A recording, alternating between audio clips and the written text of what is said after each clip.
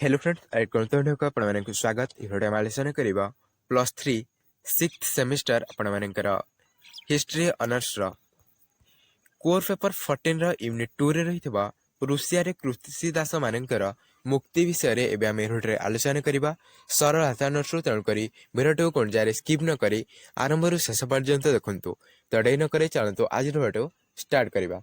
तो प्रश्न अछि करना प्रश्न रे अछि रूसिया रे कृषिदास मानकर मुक्ति संपर्क रे आलोचना कर। तो उत्तर रे आपण माने लिखिबे प्रथम इंट्रोडक्शन बा उपक्रम। इंट्रोडक्शन लिखिबे रूसिया रे बहु शासक थिले सेमानक मध्यरु द्वितीय अलेक्जेंडर अन्यतम थिले।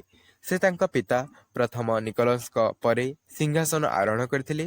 तांकर समयकाल थिला 1855 रु 1881।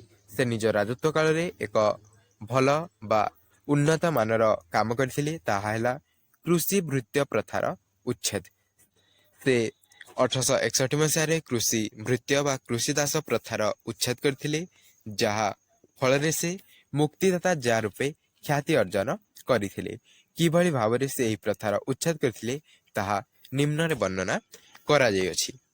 तो रूसियार सामाजिक एवं अर्थनैतिक इतिहास रे एही कृषिदास बा कृषिभृत्य प्रथार उच्छेद एक गुरुत्वपूर्ण घटना थिला। एही कृषिदास व्यवस्था द्वारा कृषक माने जमीदार मानक अधीन रे बंदी होई रहिथिले एवं तांकर कोनसी अधिकार नथिला। अर्थात कहबाकू गले जमीदार मानक द्वारा से माने नियंत्रित होतिले क्यों माने ना ए कृषिदास बा कृषिभृत्य माने एवं जमीदार माने जहा कहउथिले ताहा से माने करूथिले जा फल रे कि एही कृषि भृत्य बा कृषि दास माने जमीदार मानक द्वारा शेषरे शोषणर शिकार मध्य हेले। ताहा सहित रूसियार जार माने बा रूसियार शासक माने मध्य स्वेच्छाचारी रहिथिले। तो आपण माने मन रखिबे जार कहले होछि रूसियार शासक माननकु जार बोली कुहा जाइथाय। तो रूसियार शासक माने मध्य बा रूसियार जार माने स्वेच्छाचारी रहिथिले। सेही शासक बा जार मानक मध्यरु जार द्वितीय अलेक्जेंडर भिन्न रहिथिले जे कि एही कृषिदास मानक विषय रे चिंता करिथिले। से थिले रूसियार एक प्रसिद्ध जार बा शासक। से 1855 रु 1881 मसीहा पर्यंत रूसियार शासक रहिथिले एवं रूसियार मुक्तिदाता जार भावरे मध्य से परिचित हेले। यह आपण माने मन रखिबे काहेकि नाही कृषिदास माने जो जमीदार मानक द्वारा शोषणर शिकार होथिले सेमानक कबळरू कृषिदास मानकु जार द्वितीय अलेक्जेंडर मुक्त करिथिबारु तांको रूसियार मुक्तिदाता जार बोली मध्य कुहा जाइथाय। अलेक्जेंडर द्वितीयक शासन काल रूसियार सामाजिक एवं प्रशासनिक क्षेत्र में मध्य सुधार आसीथिला। किंतु द्वितीय अलेक्जेंडरकर सबुठारु गुरुत्वपूर्ण बा सबुठारु श्रेष्ठ सुधार थिला कृषिदास प्रथार उच्छेद। एही प्रथा को से 1861 मसीह रे उच्छेद करिथिले।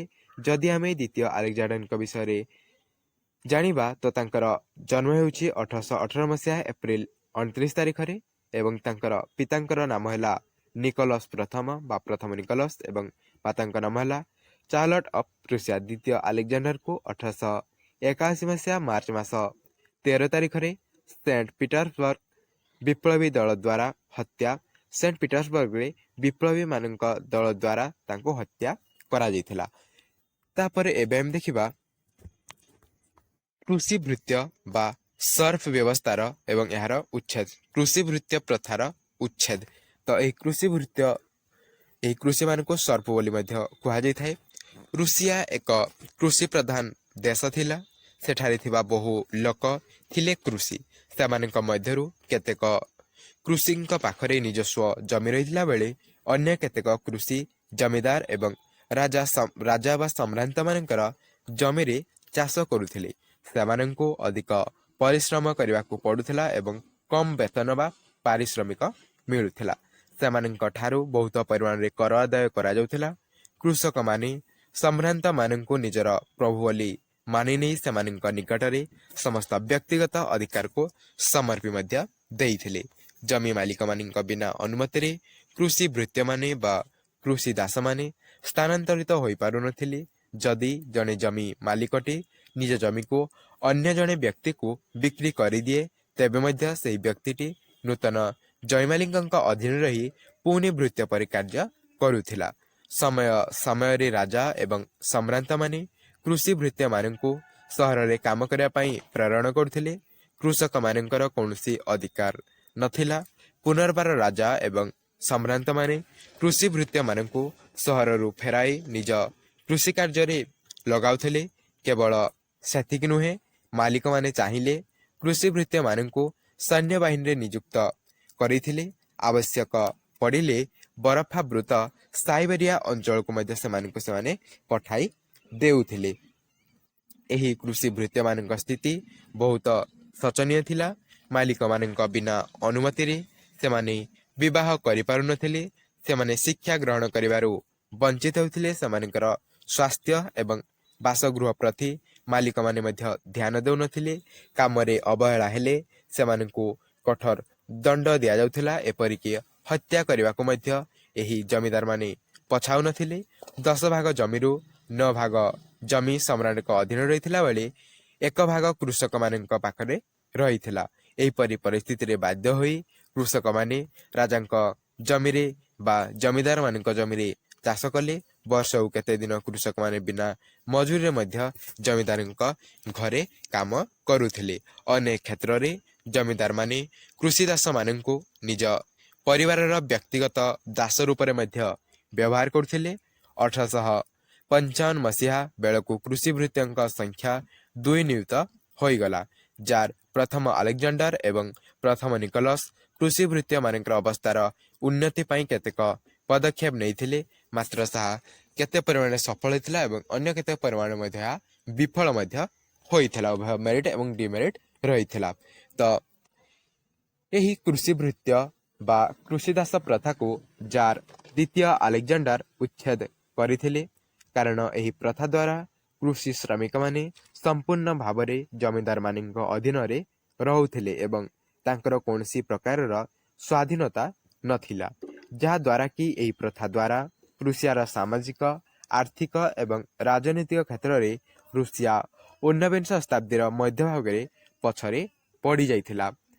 ଏହା ସହିତ କୃଷିର ଅବନତି, ଶିଳ୍ପୀକରଣ ଏବଂ କୃଷିଦାସମାନଙ୍କର ଅସନ୍ତୋଷ ଏବଂ 1856 ହୋଇଥିବା କ୍ରିମିଆ ଯୁଦ୍ଧରେ ରୁଷିଆର ପରାଜୟ ପରେ ଯାର ଦ୍ୱିତୀୟ ଆଲେକ୍ଜାଣ୍ଡାର ବୁଝିଥିଲେ ବା ଅନୁଭବ କରିଥିଲେ ଯେ ଏହି କୃଷି ଭୃତ୍ୟ ବା କୃଷିଦାସ ପ୍ରଥା ଜାରି ରହିଲେ ଦେଶ ଆଗକୁ ବଢ଼ିପାରିବ ନାହିଁ ବା ଅର୍ଥନୈତିକ କ୍ଷେତ୍ରରେ ଦେଶ ଅଗ୍ରଗତି କରିପାରିବ ନାହିଁ।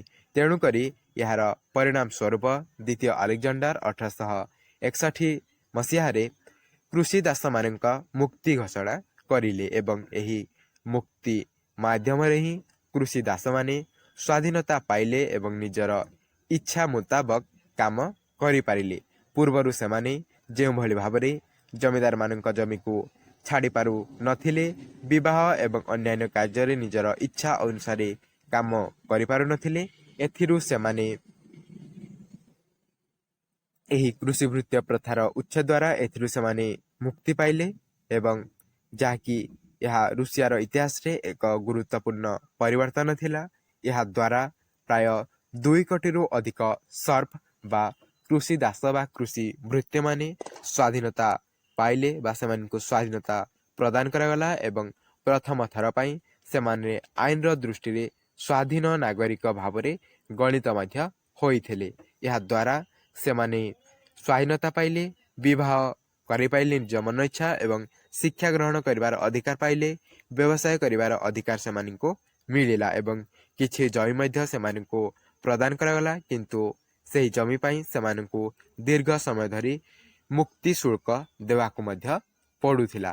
ଏହିପରି ଭାବରେ ଯଦିଓ ଏହି ମୁକ୍ତି ସମ୍ପୂର୍ଣ୍ଣ ନ୍ୟାୟସଙ୍ଗତ ନଥିଲା, ତଥାପି ଏହା ରୁଷିଆର ସାମାଜିକ କ୍ଷେତ୍ରରେ ପରିବର୍ତ୍ତନ ଆଣିଲା ଏବଂ କୃଷି ବ୍ୟବସାୟ ଏବଂ କୃଷି ଦାସମାନଙ୍କର ମୁକ୍ତି ଥିଲା। ମୁକ୍ତି ଦ୍ୱାରା ସହରୀକରଣ, ଶିଳ୍ପୀକରଣ, ବ୍ୟବସାୟିକ ଏବଂ ରାଜନୈତିକ ସଚେତନତା ମଧ୍ୟ ଦେଖାଦେଲା। ତାପରେ ଏବେ ଆମେ ଦେଖିବା ଦାସ ମାନଙ୍କ ପ୍ରତି ଜମିଦାର ମାନଙ୍କର ଅଧିକାର କିଭଳି ଭାବରେ ଦାସ ମାନଙ୍କ ଉପରେ ଜମିଦାର ମାନଙ୍କର ଅଧିକାର ରହିଥିଲା। ଅନେକ ଜମିଦାର ଦାସମାନଙ୍କ ପ୍ରତି ଦୟାଳୁ ଥିଲା ବେଳେ କେତେକ ଜମିଦାର ତାଙ୍କ ପ୍ରତି ଅତି କଠୋର ଏବଂ ଅତ୍ୟାଚାରୀ ରହିଥିଲେ। ସେମାନେ ଦାସମାନଙ୍କୁ ଚାବୁକରେ ମାରି ମାରି କାର୍ଯ୍ୟ କରାଉଥିଲେ। ଜମିଦାରମାନେ ଦାସମାନଙ୍କୁ ପଶୁ ବୋଲି ବିବେଚନା କରୁଥିଲେ। ଦାସମାନେ ଏପରି ପରିସ୍ଥିତି ଯୋଗୁଁ ମୃତ୍ୟୁବରଣ ମଧ୍ୟ କରିଥିଲେ। ଜମିଦାରମାନେ ଦାସମାନଙ୍କ ଠାରୁ ବହୁ ଅର୍ଥ କର ରୂପେ ଆଦାୟ କରୁଥିଲେ ଓ ବହୁ ପରିମାଣରେ ଅତ୍ୟାଚାର ମଧ୍ୟ ସେମାନଙ୍କୁ କରୁଥିଲେ। ଜମିଦାରମାନେ ଦାସମାନଙ୍କୁ ସ୍ୱାଧୀନତା ଅଧିକାର ପ୍ରଦାନ କରିନଥିଲେ। ଲାଠି ପ୍ରୟୋଗ ମଧ୍ୟ ସେମାନେ କରୁଥିଲେ। ତ ଏହି କୃଷିଭୃତ୍ୟ ବା କୃଷିଚାଷ ପ୍ରଥା ଦ୍ୱାରା କୃଷକମାନେ ଜମିଦାରମାନଙ୍କ ଦ୍ୱାରା ଶୋଷଣର ଶିକାର ହେଉଥିଲେ। ଜମିଦାରମାନେ ସେମାନଙ୍କୁ ନିଜ ଜମିରେ ବିନା ପାରିଶ୍ରମିକ ବା ବେତନରେ କିମ୍ବା ଯଦିଓ ତାଙ୍କର ପରିଶ୍ରମ ଅନୁସାରେ କିନ୍ତୁ ତାଙ୍କର ପରିଶ୍ରମ ଅନୁସାରେ ଯଦିଓ ସେମାନେ କିଛି ଅର୍ଥ ବା ଟଙ୍କା ଦେଉଥିଲେ କିନ୍ତୁ ତାହା ତାଙ୍କର ପରିଶ୍ରମ ଅନୁସାରେ ମିଳୁନଥିଲା। ପରିଶ୍ରମ ଅନୁସାରେ ପାରିଶ୍ରମିକ ବହୁତ କମ୍ ରହିଥିଲା। ସେମାନେ ଉତ୍ପାଦନ କରୁଥିବା ଦ୍ରବ୍ୟରୁ ମଧ୍ୟ କିଛି ଅଂଶ ଶ୍ରମିକମାନେ ଜମିଦାରମାନଙ୍କୁ ଦେବାକୁ ବାଧ୍ୟ ହେଉଥିଲେ। କୃଷି ଭୃତ୍ୟମାନେ ଜମିଦାରମାନଙ୍କର ବିନା ଅନୁମତିରେ ଗାଁ ଛାଡ଼ି ପାରୁନଥିଲେ। ବିବାହ, ଶିକ୍ଷା ଗ୍ରହଣ, ବ୍ୟବସାୟ ମଧ୍ୟ କରିପାରୁନଥିଲେ। ଯଦି କୃଷି ଭୃତ୍ୟ ବା ଦାସମାନେ କିଛି ଭୁଲ କରନ୍ତି ତାହେଲେ ଜମିଦାରମାନଙ୍କର ନିଜସ୍ୱ ଅଦାଲତ ବା ତାଙ୍କର ଯେଉଁ ନିଜସ୍ୱ କୋର୍ଟ ରହିଥିଲା ସେଠାରେ କୃଷିଦାସମାନଙ୍କୁ ଦଣ୍ଡ ମଧ୍ୟ ଜମିଦାରମାନେ ଦେଇପାରୁଥିଲେ ସେହି ନିଜସ୍ୱ କୋର୍ଟ ବା ଅଦାଲତରେ। ଏହିସବୁ ସହିତ ଯଦି କୃଷିଦାସମାନଙ୍କର ମୃତ୍ୟୁ ଘଟିଲା ତାହେଲେ ସେମାନଙ୍କର ସମ୍ପତ୍ତି ଉପରେ ଜମିଦାରମାନଙ୍କର ଅଧିକାର ମଧ୍ୟ ରହିଥିଲା। ଏହିପରି ଭାବରେ କୃଷିଦାସମାନଙ୍କର ଜୀବନ ଜମିଦାରମାନଙ୍କ ନିୟନ୍ତ୍ରଣରେ ରହିଥିଲା। ଏବେ ଆମେ ଦେଖିବା ଦ୍ୱିତୀୟ ଆଲେକ୍ଜାଣ୍ଡରଙ୍କ ଦ୍ୱାରା କୃଷି ଭୃତ୍ୟ ପ୍ରଥାର ଉଚ୍ଛେଦ। କିଭଳି ଭାବରେ ସେ କୃଷି ଭୃତ୍ୟ ପ୍ରଥାକୁ ଉଚ୍ଛେଦ କରିଥିଲେ। ତ ରୁଷିଆର ବହୁ ଶାସକ ଥିଲେ ଯେଉଁମାନେ କି କୃଷି ଭୃତ୍ୟ ପ୍ରଥାକୁ ଉଚ୍ଛେଦ କରିପାରିଲେ ନାହିଁ। ମାତ୍ର ଦ୍ୱିତୀୟ ଆଲେକ୍ଜାଣ୍ଡର ନିଜର ପ୍ରଚେଷ୍ଟା ବଳରେ 1861 ମସିହାରେ ମୁକ୍ତି ଆଦେଶ ଘୋଷଣା କଲେ ଏବଂ ପରିଶେଷରେ କୃଷି ଭୃତ୍ୟ ପ୍ରଥାର ଉଚ୍ଛେଦ ହୋଇଥିଲା। ଏଥିରେ ଦ୍ୱିତୀୟ ଆଲେକ୍ଜାଣ୍ଡରଙ୍କର ହାତ ରହିଅଛି। ତ ଏହି କୃଷିଦାସ ପ୍ରଥା ଦ୍ୱାରା କୃଷକମାନେ ଜମିଦାରମାନଙ୍କର ଅଧୀନରେ ରହୁଥିଲେ ଏବଂ ସେମାନଙ୍କର କୌଣସି ବ୍ୟକ୍ତିଗତ ସ୍ୱାଧୀନତା ରହିନଥିଲା ଓ ସେମାନେ ଜମିଦାରମାନଙ୍କର ବିନା ଅନୁମତିରେ ଜମି ଛାଡ଼ି ପାରୁନଥିଲେ। କିନ୍ତୁ ଏହି ଅମାନବୀୟ ପ୍ରଥା ବା ଏହି ଅମାନବୀୟ ପ୍ରଣାଳୀକୁ 1861 ମସିହାରେ ରୁଷିଆର ଜାର୍ ବା ଶାସକ ଦ୍ୱିତୀୟ ଆଲେକ୍ଜାଣ୍ଡର ଉଚ୍ଛେଦ କରିଥିଲେ, ଯାହାକି ଥିଲା ରୁଷିଆର ସାମାଜିକ ଇତିହାସର ଏକ ଗୁରୁତ୍ୱପୂର୍ଣ୍ଣ ପରିବର୍ତ୍ତନ ବା ଏକ ଗୁରୁତ୍ୱପୂର୍ଣ୍ଣ ଘଟଣା। ଏହି ପ୍ରଥାର ଉଚ୍ଛେଦ ଫଳରେ କୃଷକମାନେ ବ୍ୟକ୍ତିଗତ ସ୍ୱାଧୀନତା ପାଇଲେ ଏବଂ ବିବାହ, ଶିକ୍ଷା ଗ୍ରହଣ ଏବଂ ନିଜ ଇଚ୍ଛା ଅନୁସାରେ କାର୍ଯ୍ୟ କରିବାକୁ ସେମାନେ ସୁଯୋଗ ପାଇଥିଲେ। ଏହିପରି ଭାବରେ କୃଷିଦାସ ପ୍ରଥାର ଉଚ୍ଛେଦ ହୋଇଥିଲା। ଯଦିଓ ଏହି ପ୍ରଥାର ଉଚ୍ଛେଦ ଦ୍ୱାରା କୃଷକମାନେ ସମ୍ପୂର୍ଣ୍ଣ ସୁଖୀ ହୋଇପାରିଲେ ନାହିଁ, କିନ୍ତୁ ଏହା ରୁଷର ସାମାଜିକ ଏବଂ ଅର୍ଥନୈତିକ କ୍ଷେତ୍ରରେ ପରିବର୍ତ୍ତନ ଆଣିପାରିଥିଲା। ତ ଯେହେତୁ ଏହି କଠିନ ପ୍ରଥାକୁ ଆଲେକ୍ଜାଣ୍ଡର ଦ୍ୱିତୀୟ ଉଚ୍ଛେଦ କରିଥିଲେ ତେଣୁକରି ତାଙ୍କୁ ରୁଷିଆରେ ମୁକ୍ତିଦାତା ଜାର୍ ବୋଲି ମଧ୍ୟ କୁହାଯାଇଥାଏ। ତାପରେ ଏବେ ଆମେ ଦେଖିବା କୃଷି ଭୃତ୍ୟ ପ୍ରଥାର ତ୍ରୁଟି କ'ଣ ରହିଥିଲା। କୃଷି ଭୃତ୍ୟ ପ୍ରଥାର ଯେଉଁ ଉଚ୍ଛେଦ ହେଲା ତାହାର ତ୍ରୁଟି କ'ଣ ରହିଥିଲା। ତ ପ୍ରଥମରେ ତ ହେଉଛି ଜମିଦାରମାନେ କଠୋରତା ସହ ଅର୍ଥକୁ ଆଦାୟ କଲେ। ଦ୍ୱିତୀୟରେ ହେଉଛି ଖୁବ୍ କମ୍ ପରିମାଣରେ ଜମି କୃଷକମାନେ ପାଇଲେ, ଯାହାଦ୍ୱାରା ଅର୍ଥନୀତିର ମାନ୍ଦା ଦେଖାଦେଲା। ତୃତୀୟରେ ହେଉଛି ସାମାଜିକ ଏବଂ ରାଜନୈତିକ କ୍ଷେତ୍ରରେ ମୁକ୍ତ ଥିଲେ ଏହି କୃଷିଦାସମାନେ, ମାତ୍ର ଅର୍ଥନୈତିକ କ୍ଷେତ୍ରରେ ସ୍ୱାଧୀନତା ସେମାନେ ପାଇନଥିଲେ। ତ ଜାର୍ ଦ୍ୱିତୀୟ ଆଲେକ୍ଜାଣ୍ଡର କୃଷି ଭୃତ୍ୟ ପ୍ରଥାକୁ ଉଚ୍ଛେଦ କରିଥିଲେ ମଧ୍ୟ ଏଥିରେ ଅନେକ ତ୍ରୁଟି ବିଚ୍ୟୁତି ରହିଥିଲା। ଯେପରିକି କୃଷି ଦାସମାନେ କୃଷି କାର୍ଯ୍ୟ କରିବା ପାଇଁ ଯେଉଁ ଜମି ପାଇଥିଲେ ତାହା ସ୍ୱଳ୍ପ ଥିବାରୁ କୃଷି ଦାସମାନଙ୍କର ଅର୍ଥନୈତିକ ସ୍ଥିତିରେ ସୁଧାର ଆସିପାରି ନଥିଲା। कृषि कार्य करी से जमीर टिकस देवा सेमानक पई कष्टकर मध्य होई पड़िला कारण कर मध्य अधिक रहिथिला जमी परिमाण अनुसार जो सरकारी कर्मचारी माने एही कर को बा टिकस को आदाय करुथिले सेमाने कृषि दास मानक प्रति सहनशीलता मनोभाव न देखाई सेमानक प्रति कठोरतार सहित कर आदाय करुथिले सामाजिक एवं राजनैतिक क्षेत्र में अनेक मुक्त होइथिले मध्य अर्थनैतिक क्षेत्र में स्वाधीनता पाई नथिले ही कृषि दास माने जार फलस्वरूप कृषक मानकर असंतोष जोगु 1902 1905 एवं 1917 रुषिया रे विद्रोह देखादेला तो ही विद्रोह गुड़िक विषय में आम आलोचना करवा तेणुक चैनल को प्रथम रही सब्सक्राइब कर ऑल नोटिफिकेशन बेल को ऑन कर जहाँफल कि आपने भिडियो गुड़िक नोटिफिकेशन सर्वप्रथम पाइपर तो तापर होउछि फलाफल कृषि भृत्य प्रथार उच्छेदर फलाफल प्रथम तो होउछि समस्त कृषि भृत्य माने व्यक्तिगत स्वाधीनता लाभ कले निज इच्छा अनुसार कृषक माने चाष कले जमी बहुपारण पाइले समाज रे शांति देखादेला सामाजिक अधिकार प्रदान करला जमीदार प्रति दास मान मध्य जमीदार जमी दास मान मध्य बंटन मध्य करागला तो यही प्रथार बा यही कृषि भृत्य प्रथार उच्छेद फल अधिक श्रमिक नियुक्त हेबारु चाष कार्य मध्य अधिक फसल उत्पादन हैला यह द्वारा ग्राम रे रोजगार एवं सुजोग बढ़िला श्रमिक माने मध्य शोषणर शिकार थिले कम मजूरी द्वारा दीर्घ समय धरी काम इत्यादि से करुथिले जहाँफल कि शोषणर शिकार होथिले जमी मालिक और कृषि श्रमिक माने मध्य असमानता बढ़िला एवं जमीदार माने अधिक धनी हेले एवं श्रमिक माने दारिद्रतार से दारिद्रतार ही रहीगले कारण से माने जेतिक परिमाण रे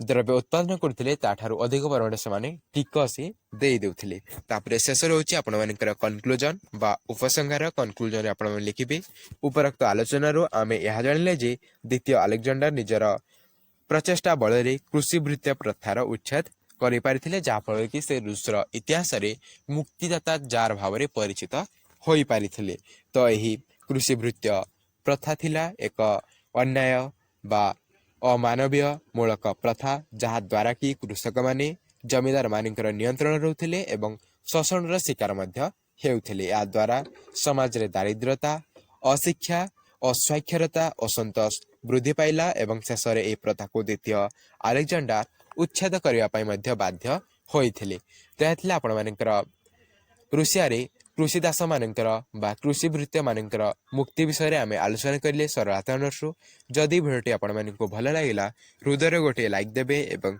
सांगस्ती मानक सह अधिक मात्रा रे शेयर करेंगे तो नेक्स्ट वीडियो में आपण मानकर नेक्स्ट लॉन्ग क्वेश्चन आलोचना करबा तेणुक चैनल को प्रथम कराइथिले सब्सक्राइब करी चैनल जोड़ी होई रही थांतु तो देखा आ एक नूतन वीडियो रे से पर्यंत जय जगन्नाथ।